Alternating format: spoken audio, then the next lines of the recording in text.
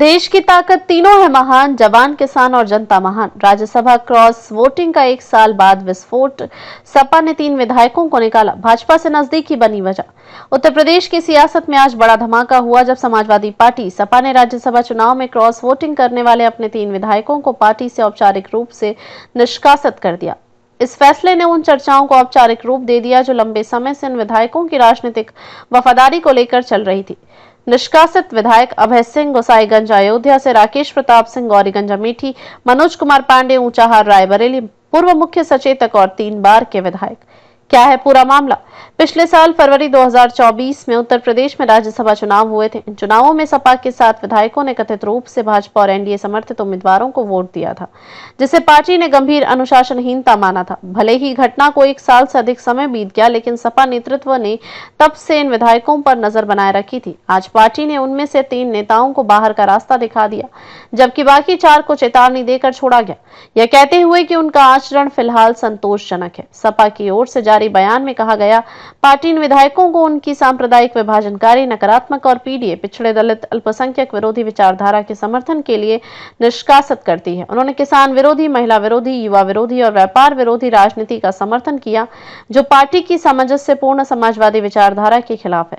बयान में यह भी कहा गया कि इन विधायकों को हृदय परिवर्तन की संभावना के चलते काफी समय तक अवसर दिया गया, लेकिन अब अवधि समाप्त हो चुकी है। भाजपा से नजदीकी की पुष्टि। सूत्रों के अनुसार हाल ही में अभय सिंह, राकेश प्रताप सिंह और सपा के एक अन्य विधायक विनोद चतुर्वेदी ने दिल्ली में केंद्रीय गृह मंत्री अमित शाह से मुलाकात की थी। इस मीटिंग में भाजपा के राज्यसभा सांसद संजय सेठ भी मौजूद थे।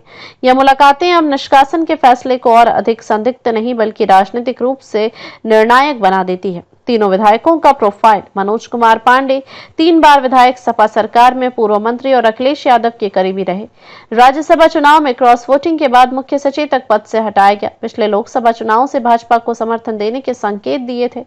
अभय सिंह गोसाईगंज से दूसरी बार विधायक, राजा भैया रघुराज प्रताप सिंह के करीबी, बाहुबली छवि के नेता, सपा के लिए कभी फायर ब्रांड माने जाने वाले नेता, अब जनसत्ता दल और भाजपा के निकट। राकेश प्रताप सिंह गौरीगंज अमेठी से 3 बार विधायक, क्रॉस वोटिंग के बाद भाजपा के कार्यक्रमों में लगातार सक्रिय, राजनीतिक रूप से कांग्रेस और भाजपा के बीच झूलते रहे हैं। 4 विधायकों को चेतावनी, लेकिन कब तक? सपा ने बयान में कहा कि बाकी 4 विधायकों के व्यवहार पर नजर रखी जा रही है।